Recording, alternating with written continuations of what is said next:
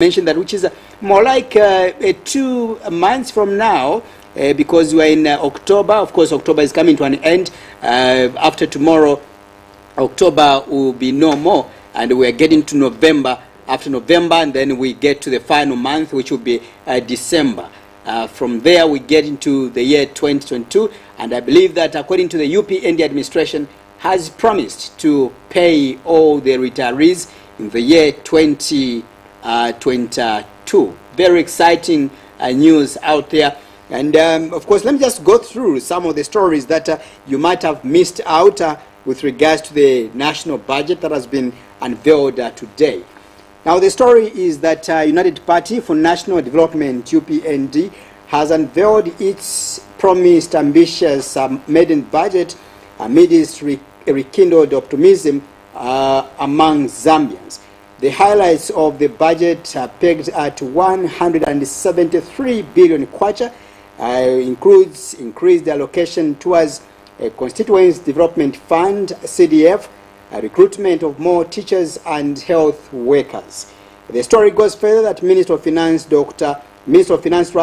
and the National Planning, Stumbeko Msokotwane, says the budget will aim at improving the economy and uplifting the lives of Zambians. He said the recruitment will help reduce the backlog of unemployed teachers in the country.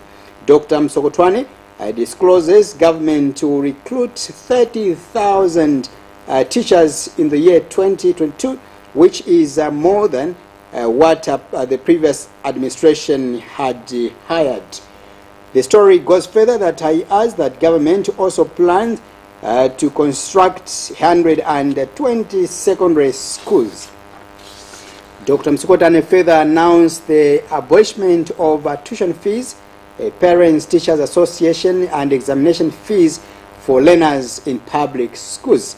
He has also set a tax exemption threshold for pay as you earn at 4,500 kwacha from 4,000 kwacha. Let me read that statement again. It's very much important. He has also set a tax exemption threshold for pay as you earn at 4,500 kwacha from 4,000 kwacha.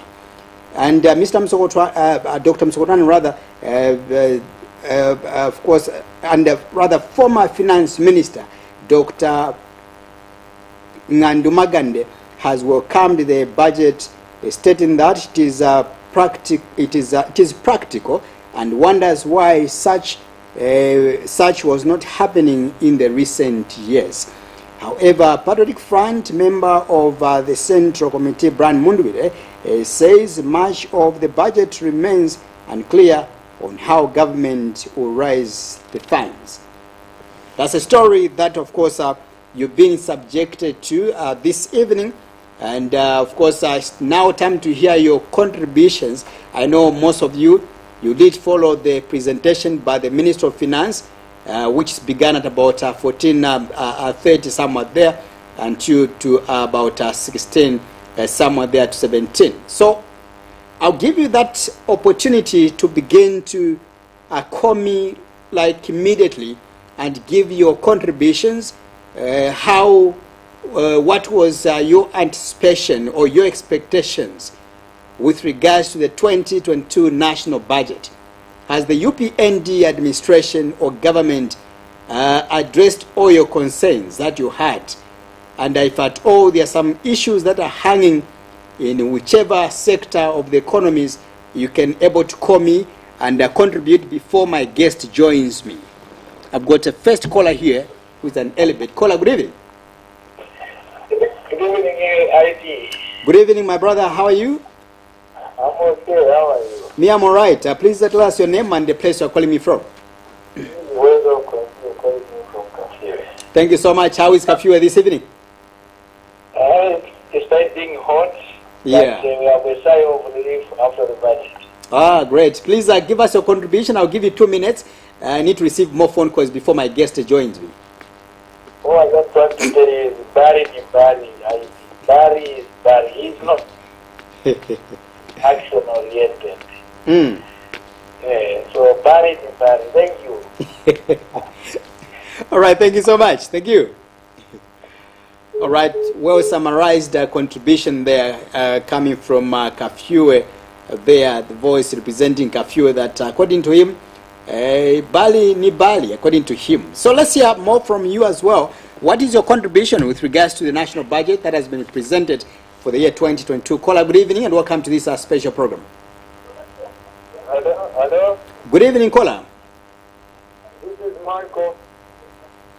Michael, where are you calling me from? I'm calling from Uganda. Thank you so much. Go ahead with your contribution. You've got 2 minutes. In international budget. International conversation.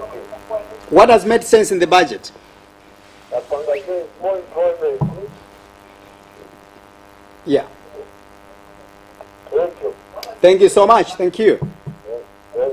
All right. So, of course, the contribution there is that this was an international budget. It's good to hear people, expressing that excitement.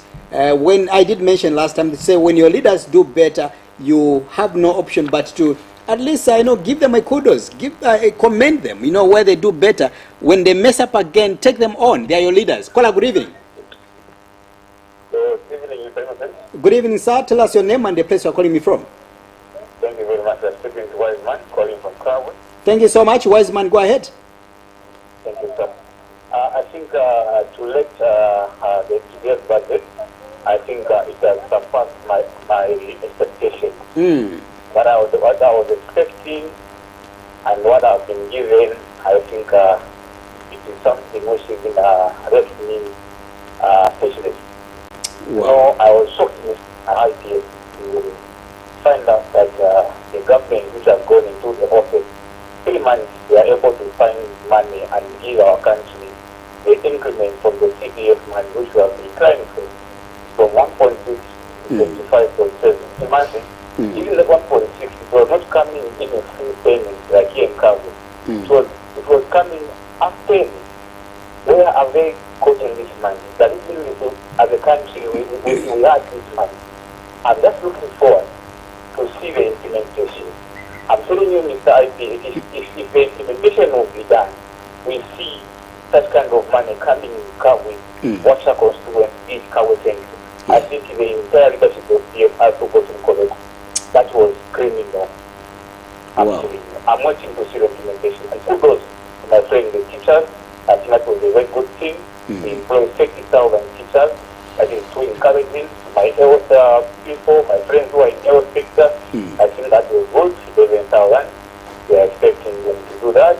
And to us who are local people, I think we have seen that contracts now. They have come to us. That's an encouragement to say, please, when you receive that contract from the government, put more effort. Make things as if you are making your own property. Don't say that government you have scrambled. No, they have been empowered by the way.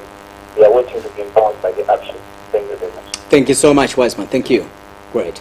All right, so that's a contribution there coming through, and very exciting. Sooner or later, I'll be joined by Dr. Bob Sichinga, former agriculture minister, just to come and punch more holes in this discussion. So please call me. You've got 2 minutes to give your input. It's very card. Caller, good evening and welcome to the program. Hello? Caller, good evening. Yeah, Mamu Masat. Wino Shani Wakalamba. Kumuvi TV, ni mweyo banani? Walungu. Muletu mina kwisa? Alright, please, namkwata 2 minutes. Kuti mwalanda namkwata 2 minutes.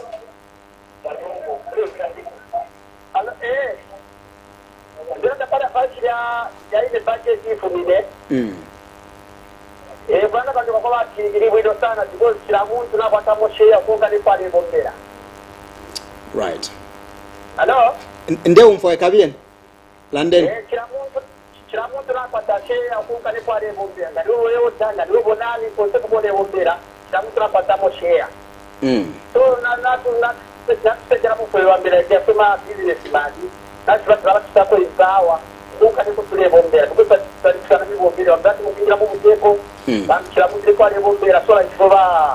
kwa mubake la ki ukalizo tuwomba nasi shula kindatweta kuilishaji mketa kwa pili so natu wa matesa nasi shamuta sekele mosi alike mosi aikie kunga kama ijaza kwe shamuta lingi la runda potu kama ijaza ile hadi kwaya urunda potu batu kupoza au kuna wali nifamusanga kwa chinuo na tulingile wa wami shakie utakionseti kesi au wani nikishabi hapa kwa tepetika kabisa ukana pande za mapangire ndapale kubaruti yenye kitu wani nikishete chapwa ekwanda pandi no baruku paruba.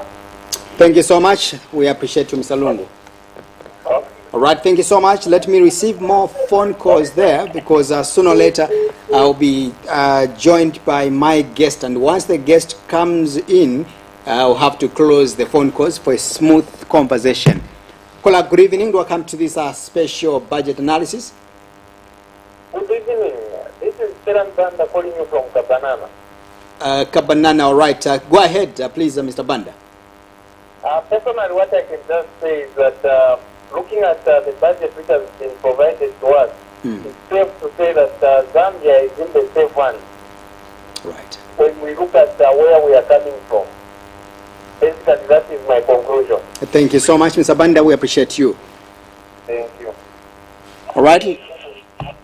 I beg to receive more phone calls. Like I did mention, you've got only a few minutes before I engage in my guest, who is, of course, almost here. And once he comes through, you'll not have the chance to really contribute. So call me within a minute and give your submission. We move on. Caller, good evening and welcome to this special program.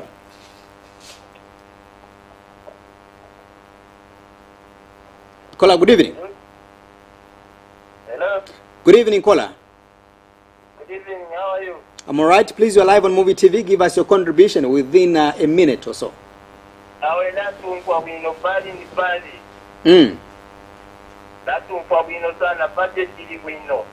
Right. Thank you so much for your summary. So these are some of the highlights that, of course, just taken a place in terms of the national budget. Of course, there has been an increment. Let's say from the 1.6 billion kwacha, and now we are talking about 173 billion kwacha. That's the budget under the UPND administration. Caller, good evening. Good evening, sir. I'm all right. Please tell us your name and the place you're calling me from. This is Tommy calling from Northwest Texas. There's this specifically. Great. Go ahead with the contribution. Sure. My contribution is as follows. The budget actually has been a very good one. Now, the issue is on implementation. Reading it on paper, the way it was presented today in Parliament by the Minister of Finance is easy, but now implementation, that's where we fail to understand how it is implemented.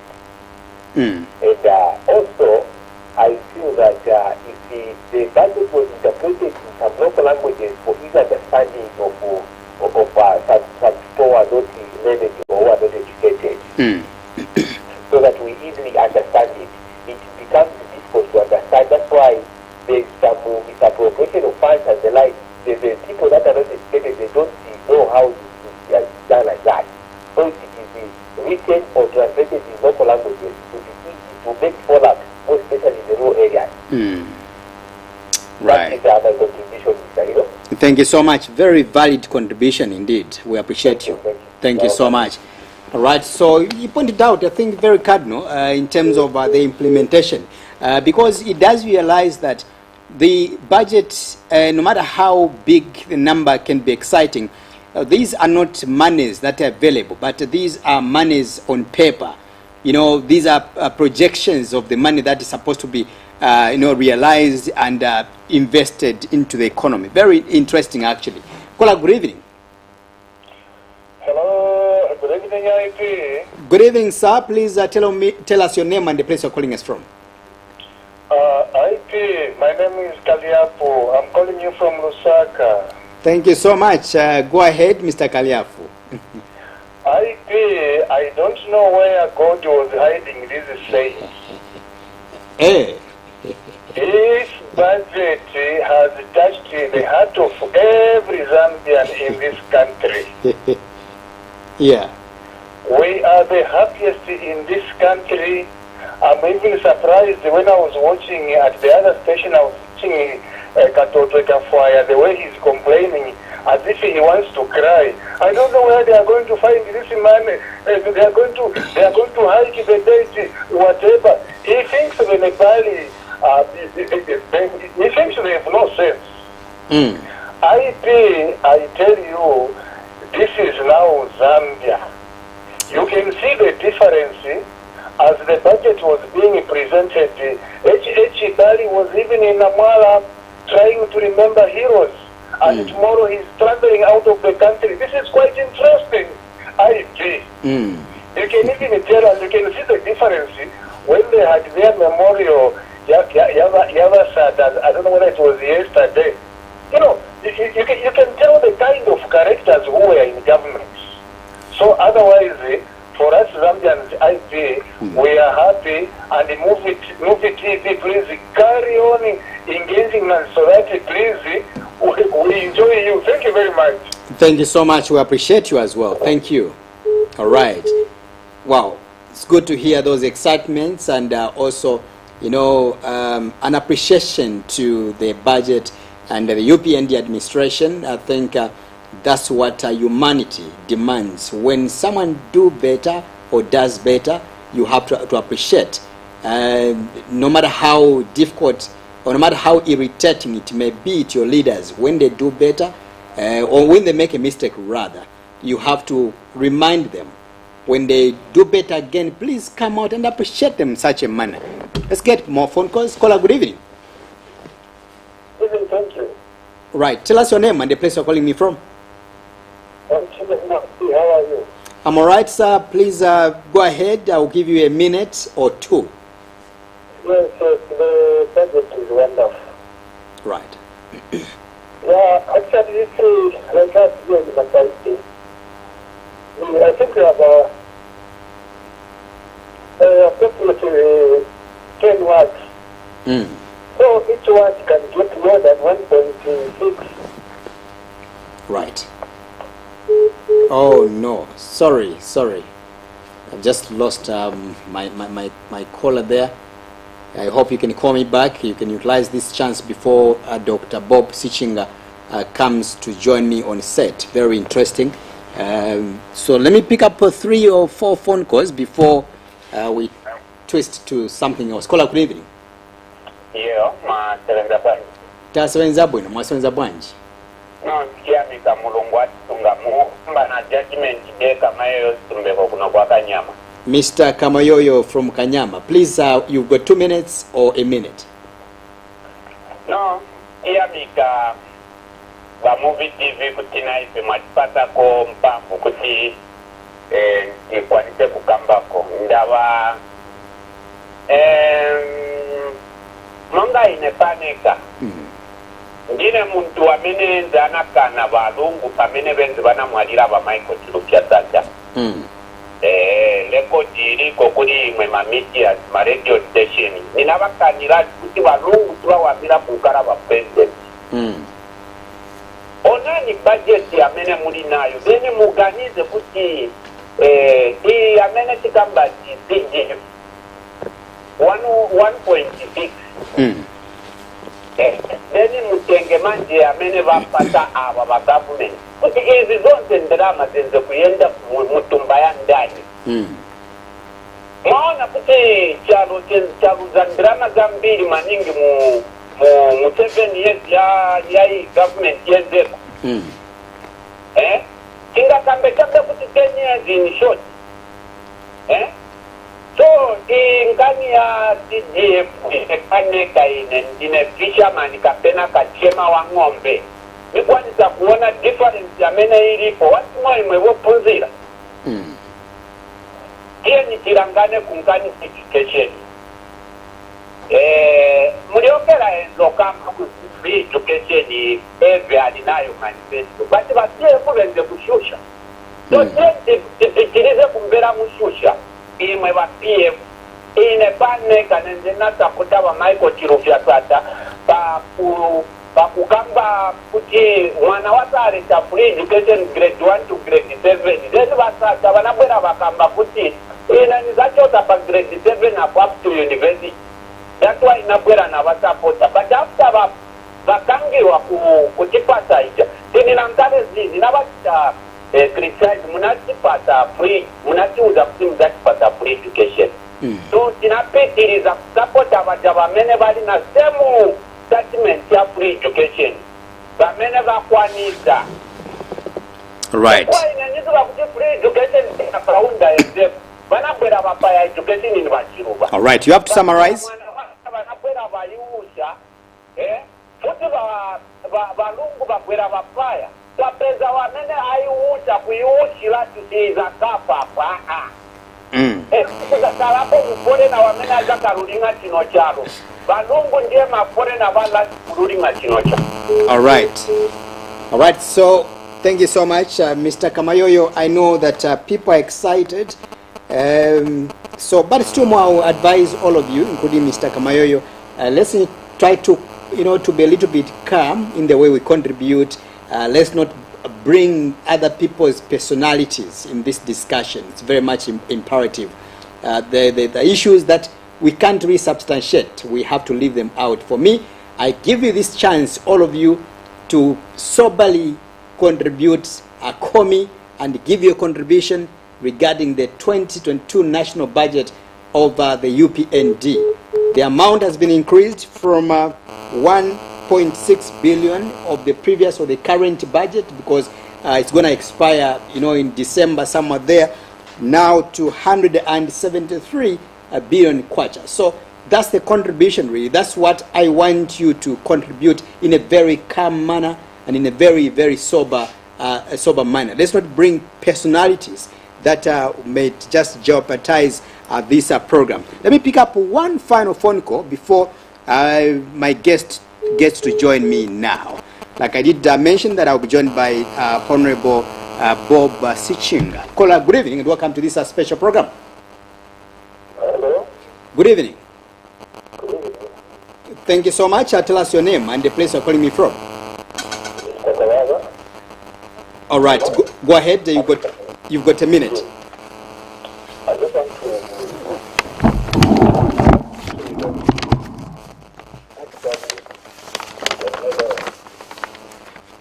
Right. Right. This one is the first of its own kind, and very simple, and everything was simply explained in a way that even as every person was able to understand. I would Right. like to wish the president and team actually to work without any interference. I'm very happy about the budget. Thank you so much. And unfortunately, or fortunately, that has to be my last final phone calls, and I have to close now. I did promise that sooner or later I'll be joined by my guest, Honorable Bob Sichinga, just to help us discuss these issues. All right, finally, Honorable, welcome to this special interview. I know the last time we had a conversation, you and I, it was about early this year. Was it this year or last year? Last year. Last year? Yeah. Welcome back to Muvi. It's because of COVID. Oh, yeah. Welcome back to your home. Thank you so much indeed. Thanks for having me on the program. Indeed. And I hope you're well. I'm all right. And also good evening to our viewers. Thank you so much. Okay. We've already delayed with about 15 minutes. We will get into it now. Right. I've seen you have come with a backlog of, some documents on your table. Yes. What do they represent? All right. Well, I always believe that in order to be helpful to our viewers, we should all have an understanding of what we're discussing. And I think that we should have an overview of what has taken place, and we need to always refer to the authorities, as they say. The whole budget system, as it were, for those who may not have had the opportunity in the past to have joined us then, the whole budget system is governed by the Constitution. Right. Until 2019, we did not have any other law apart from the constitution which was governing how this budget should be prepared. The second document, which I hope that the cameras can be able to pick, is what is called the yellow book. And it's because of its color, and the covers of this is the cover, and you can see how voluminous it is. Indeed. This is the budget. That's the full budget. Right. What we had today from the Minister of Finance. When you say a full budget, this is the full budget. Which budget is that? This is for which year? Any year. It's always like that. Great. And this particular one, this is for 2020. Right. All right. And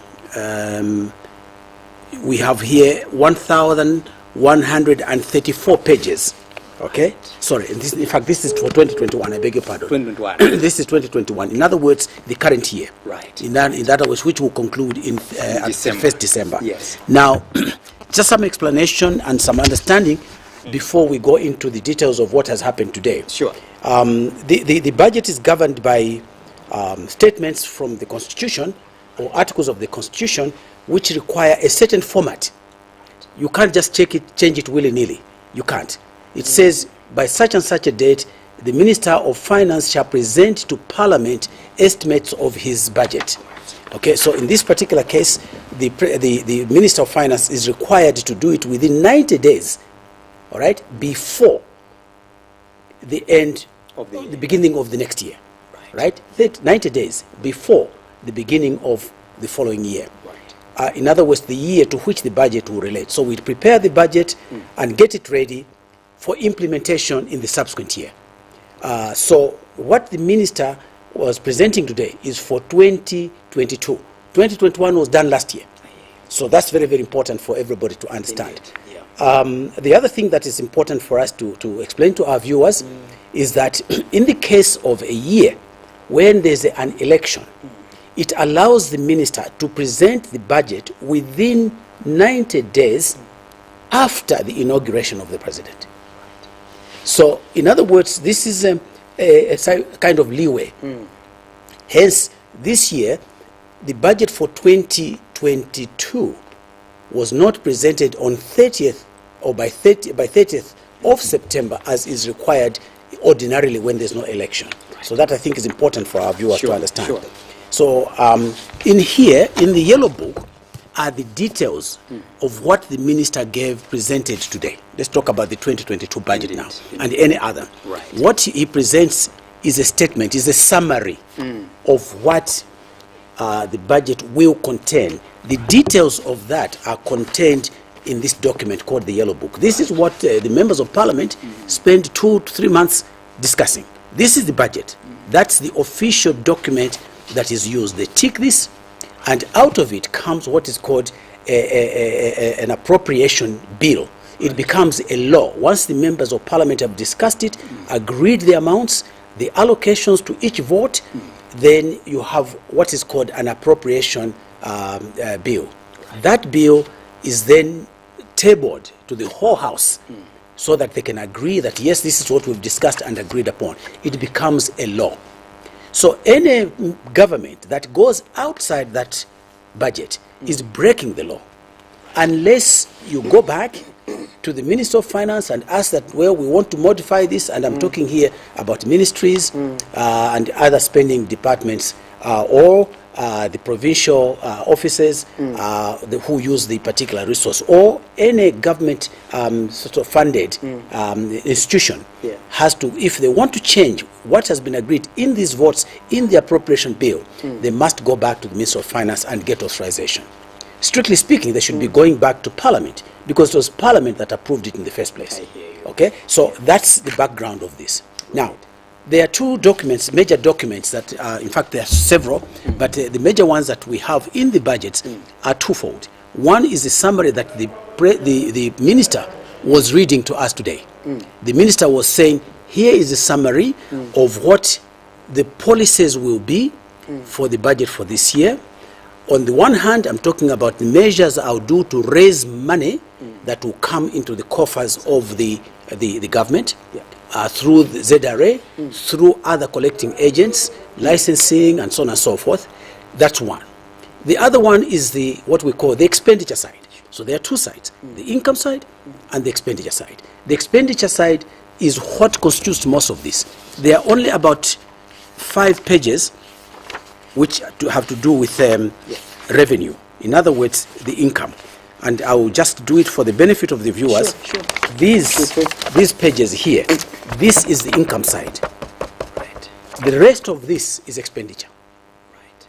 Now, this particular budget up to now, in my opinion, and I will do this to just put forward, needs to be transformed. It needs to be changed. I submit that because the Yellow Book contains both the recurrent expenditure. Recurrent means revenue-based. The things that are happening on an annual basis, the things that happen regularly, maybe even on a monthly basis, that is your recurrent. It involves the salaries, it involves the programs, it involves the debt servicing, it involves those activities that recur. It is called recurrent expenditure. Right. It is both income as well as expenditure. But also in these yellow pages are what are called capital items. Right. Generally speaking, for many other budgets, they are called development budgets. In other words, where you talk about fixed assets, you're talking about hospitals, you're talking about clinics, you're talking about health posts, you're talking about schools, you're talking about equipment that is going to be used over a number of years. You're talking about bridges, indeed. You're talking about any construction work, roads, that are going to last over a period of time. In other words, once you built it, it will probably take 5 years, 10 years, or whatever number of years you care to think about. So normally, many budgets refer to that as a development budget. In other words, the things that are physical to the naked eye. But the things that are to do with the running of government, managing salaries and wages, allowances, and so on and so forth, those are called recurrent because they will repeat themselves over a number of years. Right. So I submit, I just want to clarify this, that part of that transformation is to do with breaking this up. This should be broken up, separate for running the government, because there's very little you can do about that. The ministry can do very little about that, because their idea is that the system of government, the systems, the controls, the monitoring has to be managed. Right. So that's what is called government budget. Right. But the things to do with capital, drilling of boreholes, putting up of schools, putting up of communication towers, electricity lines, and so on and so forth, those are tended for a long term. They are called development items. Right. So those should be separated from here, in which case then it will be a more manageable book, so that when you debate the issues of government management, you can then query that, because committees of parliament do query that anyway. Once every year they have meetings to do that. So I just thought we should make this particular point, and so on and so forth. Very brilliant background, Honorable. I should make mention, I think that's some of the informations that we do not get to understand, you know, as including the people that may be watching some of them, of course. Right. You know, let's begin from where I've just mentioned that the government is mandated by law to establish or to unveil the new budget before the end of the year. That's before the commencement of the year to which it relates. Of the yes. Of the year. All right. And then you've also talked about the issue of breaking the law. For example, we've seen, like in the past under the PF administration, where there's been some adjournment in terms of budget presentation. I think you have noticed that. Yeah. Would you say that has been part of part and parcel of breaking the law? It is not an adjournment. Or that you as long as it's done within the 90 days. Yeah, it should be done, it says 90 days before. Before the year comes to an end. So that has to be by 30th of September. Right. There are other provisions in the Constitution which require, for example, the financial report or the financial statement. The financial statement is not the budget. The financial statement explains what has been done towards the fulfillment of the budget. Right. But what is breaking the law is to spend money which has not been voted for. Right. Or to inflate the prices of things. For example, the issues of the fire tenders, for example, just to or the price of fertilizer, or the price of roads, contracts, or the price of oil. Right. Okay, all these things, and this is the area where there's been a lot of indiscipline. We normally refer to it as fiscal indiscipline. Fiscal, Yeah. fiscal, not physical, but Fiscal. fiscal indiscipline. In other words, you have not conformed to the law as passed by the appropriation bill. Right. That is what we will be referring to. But also there are additional, they are called supplementary expenditures. Okay, now that is what you may be referring to. In other words, the minister comes back and says, well, the money that I had asked for Parliament to pass for me, so to spend as on behalf of government, has not been sufficient. So we have gone ahead and spent money. If the Minister of Finance does that, he is breaking the law. In fact, he's breaking the Constitution. You cannot do that. You cannot spend money before Parliament has approved of it. However, in our particular case, and I think this is the case you're referring to, they spend the money first. Then they submit a report to Parliament and say, oh, by the way, the money that you had allocated to us, the money that you authorized, was not enough. So we went ahead and spent more money, and now we have come to you to approve, in retrospect, what we spent. Of course, at that point in time, it's worthless. What can the Parliament do? The money is already spent. That is breaking the law. That is breaking the Constitution. In fact, there's a provision in the Constitution. You cannot do that. Minister of Finance or otherwise. Not even the President can do that. Except if there is a particular vote which the President wants to use and comes back to Parliament and asks Parliament, can you authorize this? We have had to expend it because there was an emergency. Let's say we had a disaster which went beyond what our expectation was. But also the budget must be such that it provides for emergencies. Those are non-eventualities. So that is part of the framework around which the budget is done. Right. So maybe we can now go to the... We can now get into where we are now. In terms of the current Constitution. Exactly. Right. We've been given a 173 billion kwacha. That's right. You know, from the 1.6 billion of the current budget. What does it make? Almost 107 billion. Yeah. Okay. So 107 was for the previous year. And then you've moved on to 173. So that's a substantial change. Obviously, you have to take into consideration, number one, inflation. Right. Okay, that it may have happened, it has increased because of inflation. In the case of 2021, generally, where our inflation has been very, very high. It went up to almost just under 25%.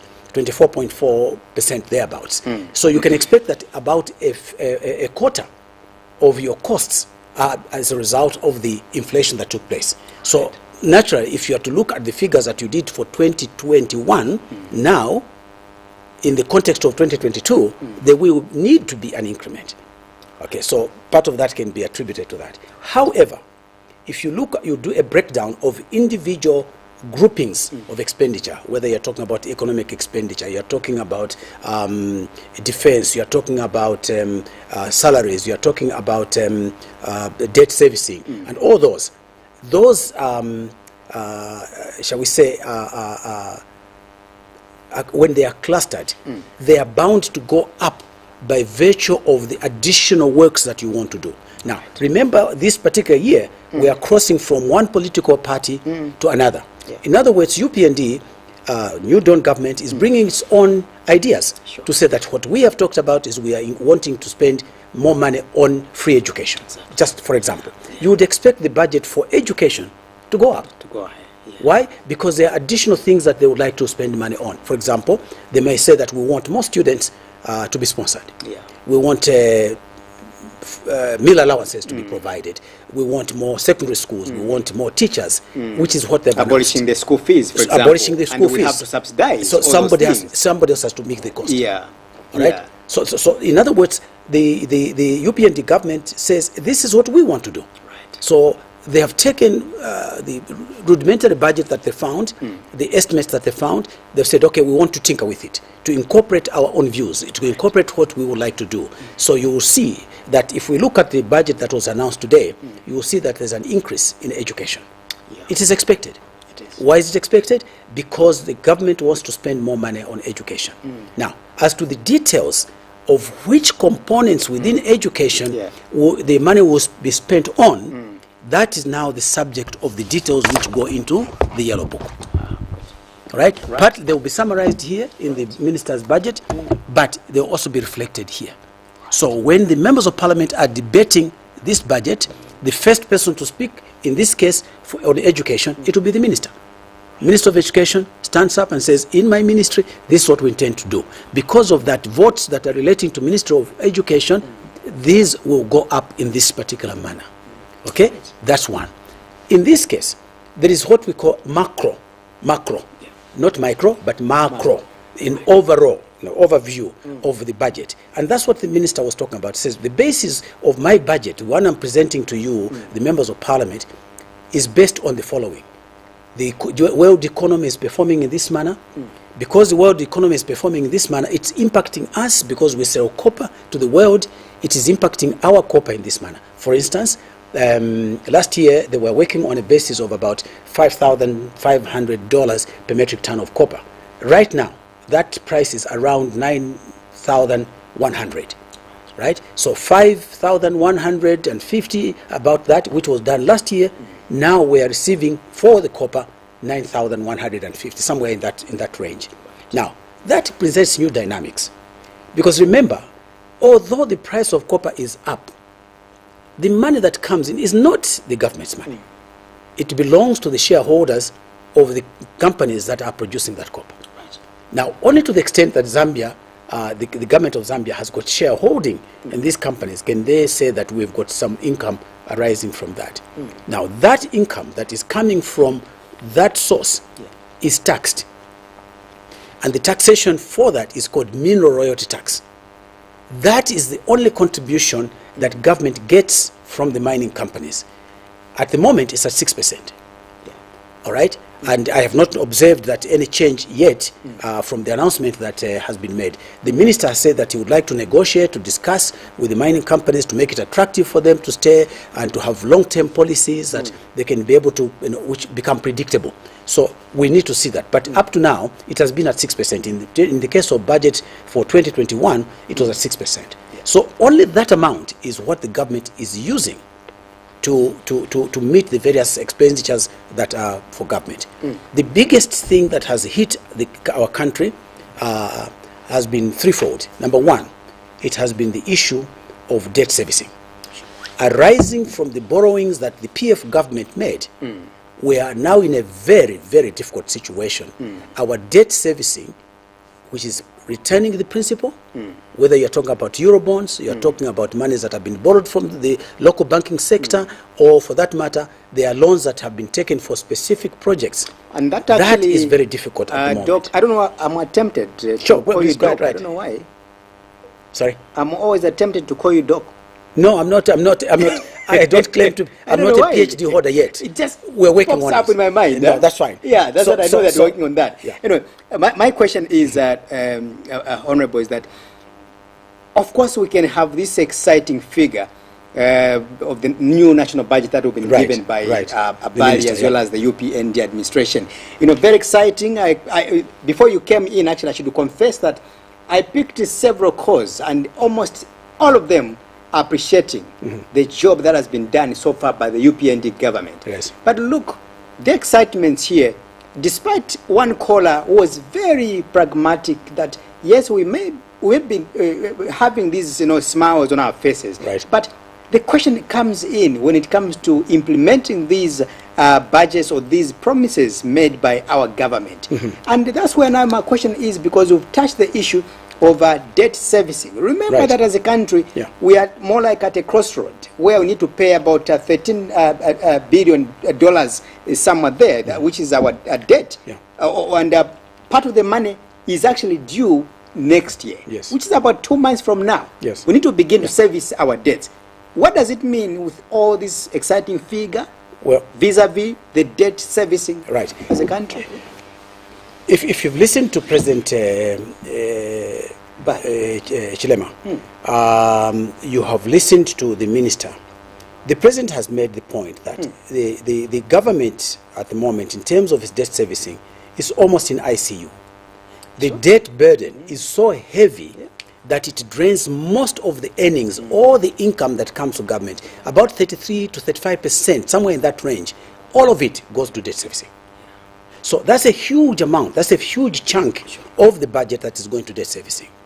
Therefore, any programs that you want to initiate now, and this is something that I think many of us may not have appreciated. I'm talking about the viewers and some of the commentators that have made this point. You cannot expect that all of a sudden a government comes in and within 2 months they have now raised additional income to meet every need that we have. I am aware that the expectations of the people have been extremely high because of the difficulties from where we've come with the EPF. All right? The people are saying, wait a minute, what are you, President Bali, President HH, what are you going to do to relieve us? One, it has been the issue of the taxes. Number two is the issue of unemployment. Number three is the high cost of living. Number four is the amount of money that is in circulation at the moment. That has made a major constraint for the country. And because of that, not much is moving. People's allowances are not being paid. People are not able to get paid on time because there are delays in receiving the money which is being collected. And so long as the economic activities shrink, it means that even your collections are going to shrink. The biggest component of our revenue is pay as you earn. Tax, personal tax, pay as you earn. That's the biggest component of income to the government. It is followed by what we call import VAT. Third is import duty, right?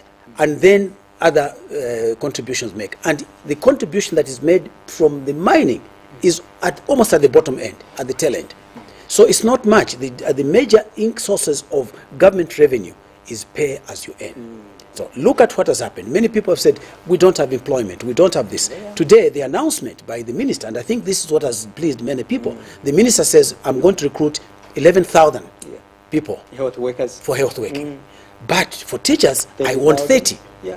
What does that do with the people that have been trained as teachers who want jobs and they have not been able to get jobs? Those that are graduating from the university, school of education, whatever it might be, what makes them? They say, no, we've got a chance. Now we might get employed. What do they mean? They get employed and be paid with what? Because if what you're importing is not turning into finished commodities, you will not generate the money. Because it comes from VAT, import VAT, import duties. That's where that money comes from. So if that is reduced, that is restricted, that is constricted because of the inadequate economic activities, you will not be able to generate that money. So to expect that even Bali, with the greatest, he's an economist, with the greatest respect, will not be able to generate that kind of money within 2 months because he's still looking at what has gone wrong, how do we fix it? Hence you see him travel to the United States to go and talk to the IMF. Why do we need to borrow money? People say, why has he gone again now to borrow money? Because you cannot revive the economy without injecting new capital into it. This is exactly why you needed this interim support from the IMF to enable you now to sort of like leapfrog, make this investment so that it can generate economic activity, which you now generate your taxes so that you can be able to pay the bills that you have to pay, including the debt servicing. Right. The other thing that has been of great impact in terms of the 2020 year and 2021 has been COVID. Yeah, sure. COVID has meant that we've had to diversify, to divert resources, okay? Divert resources from what would have been for employment, what would have been for investment, to deal with the issues of COVID. Sure. You have to have that. And the fact that people are staying at home and not going to work means that the economic activity, the GDP, is not at as high a level as we would like it to be. Yeah. So that means that the incomes are what we call in a downward spiral. It is reducing. And if it's reducing, you cannot meet all the costs. Hence, you need to bring new capital from IMF. Yeah. The other thing that is... But do you think, really, IMF is the right way to go as a country? I've just explained to you why. You know, I ask this question because IMF has been with us for quite, so many years. Not only Zambia, but it has been in Africa as well as the world at large. I know the argument has been made. Yes. I have been very critical of IMF and World Bank in many instances. Exactly. But the point is this. Why do we need IMF? Right. Because of our indiscipline, our fiscal indiscipline as a people. If you are stealing the money, if you are padding the contract for the road construction, and a third of it is going into your pocket, right, through dubious means, right? And I'm an accountant, so I've trained through audit. I can tell you so many things about it. If you are padding the price of fertilizer, if you are spending money on buying oil through third parties, which inflate that oil, it means that your costs are higher than they should be. So what happens? Whose fault is it? Is it IMF's fault or is it your fault? Now we're here. How are you going to revive? Where are you going to get the money to pay the workers, the teachers, the medical personnel? Where are you going to get it from? Some people have argued that we have, potential, investors in this country. Now, to convert that potential, potential, and bring them on board. Yeah. To convert that potential, Yeah. you need to make an investment. Where is it going to come from? There's another issue. The moment you have an agreement with the IMF, you know what it does? It opens your opportunities and access to what we call cooperating partners. Okay, they become more relaxed. Oh yes. No, IMF is supporting it because they know there's going to be scrutiny to what you're doing. That's number one. Number two, there is the issue of what do you mean discipline. when you say there will be scrutiny? Scrutiny is because they will say to you, they will monitor us. Yes, they will. They'll say, you have said, because now the IMF have changed their approach. They've said, you, the country concerned, you tell us what you are going to do. These are the problems that we see. You tell us how you're going to deal with them. That's why the problem is, Honorable, because it's like we are still being colonized. No, there's no colonized. You have misused. Why should we trust you have a foreign misused entity as a country to begin to scrutinize us, to monitor us? Because you have asked for money. Let's say we've got Bal in State House Yes. and a credible team that can monitor. But you didn't have that. You've just not had that just in the last government. Right. Why did we get to where we are? Because of our own indiscipline. Was it the IMF that caused us? No. Right. So they are saying to you, okay, you want So to we are borrow not yet at a point where we can discipline ourselves. Let's say to you, if you want to borrow from the bank, what does the bank do? They want to check out where's your income going to come from. Surety and the Yeah, likes, the all right is going to come from this way. How are you going to spend it? Yeah. You have to tell them, I'm going to spend it for these purpose. How is it going to return the money? It's going to return it in this way and that way. Then they say, okay, we can lend you the money so long as you meet those conditions. Right. Your own conditions, which you have said to us, it's the same with IMF. But what it does, it opens your doors to, for example, the World Bank. Then the World Bank, all right, we can release money because we know that this money is going to be well invested in the things you have said you should. Right. Next, you have to also to look at it from the point of view of the cooperating partners. The cooperating partners are more comfortable because they know that they are going to be supervised. Right. Third, there are those that are lenders. Eurobonds, for example. Specific loans that have been given for power stations, for the roads, and so on and so forth. Those that have lent the money, it's a loan. It's not free money. There's no free money. Right. So they'll say, okay, World Bank says, IMF says that they are going to supervise this. Yeah. Now they're going to be disciplined. All right, we can lend them the money because we know that to be properly used. Right. The problem is the confidence in the previous government was completely waned. It lost it completely. So they were not going to lend to PF again. And that's the part of the reason why the people have made this change, and it is bearing fruit by putting UPND and so on and so forth, is because now there's a belief that this government is coming with a fiscal discipline. Right. It's not going to waste money. Some it's not people are saying that even the money we're about to get from IMF, actually, this was a deal that was, made by the Patriotic Front before. So why was it not released? Was it the Patriotic Front that decided that they're going to build the 120 secondary schools? Was it them? No. So? Let me take it to that's why I'm saying that the budget itself that has been presented today, that is the UPND budget. Right. That is the new dawn budget. Albeit that the budget preparation was started during and before the election of the government. But they're the ones that have taken over. They are the ones that have made adjustments. They are the ones that have tinkered. They are the ones that have made the changes that they want to make. So you cannot take that away from UPND. It is them who have said, this is what we're going to do. You can't take it away from President. You can't take it away from the minister. They are the ones that are presenting the budget to you. And remember, the minister says, Madam Speaker, I'm a bearer of a message. From who? From the President. That's the way it is. It is under the President's supervision. And in fact, I am almost certain in my mind, the President himself must have said, no, I want us to do this. He's an economist. I want us to do this. How about if we did this? How about this? For example, in the current year, some of the major elements, of course, from the point of view of the people, and the president had said this without giving us the details. The CDF, the Constituency Development Fund, has been raised now from 1.6 million to 26. Yeah, sure. All right? Yeah. That's almost 27. It's a huge change. That's a huge jump. In other words, most of the time when we go to the constituencies, the question that the people raise is that MP, we cannot re-elect them. Right? He does not bring development. No single MP, not a one, can bring development. Not one. Where will they get it from? Now that the president has, and through his Minister of Finance, has said, okay, for each constituency, we're going to give you 27 million. We're going to allocate to you 27 million.